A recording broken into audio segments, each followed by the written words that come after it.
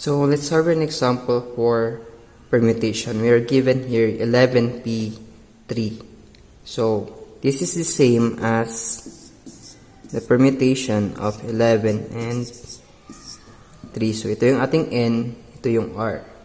So we have here, using the formula, we have here 11 factorial divided by 11 minus 3 factorial. So we have 11 factorial divided by 11 minus 3 is 8. And then we have here the factorial symbol. So for factorial notation, so just simply multiply yung mga numbers pababa. So we subtract 1, then we multiply. So yung 11 factorial, that would be 11 times 10 times 9 times 8 times 7 times 6 5 times 4 times 3 times 2 and times 1.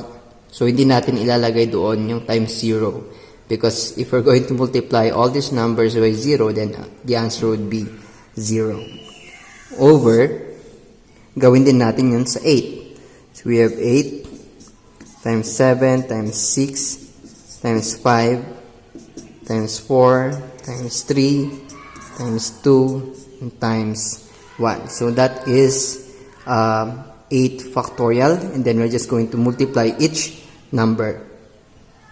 Pero syempre, there are shortcuts that we could do here. So we have the idea of dividing same number, we will get an answer of 1.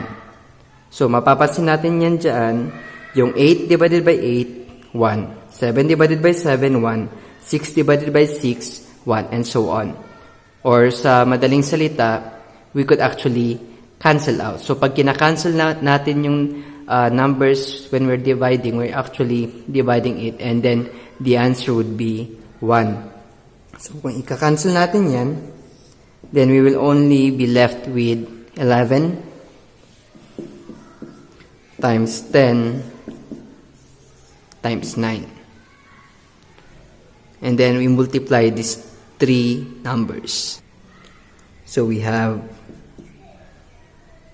11 times 10, 110, times 9, which would give us 990. So yan ang magiging sagot sa permutation of 11 and 3. So dito, meron ding isa pang shortcut. We could have here, dito.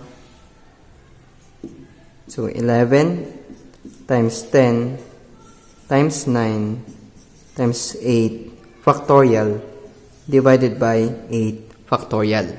And yung dalawang 8 factorial na yon, magka-cancel out, maiiwan na lang 11, 10, and 9. And we will arrive at the same answer, 990. So hindi na natin i-extend yon, kasi pareho rin naman dun sa taas. So 8 factorial divided by 8 factorial would be 1. So 1 times 11 times 10 times 9, we will get 990.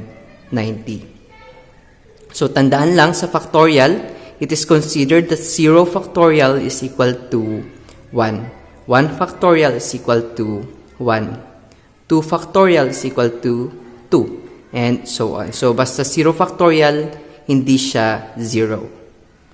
Pero magkaiba kapag meron diyang times 0.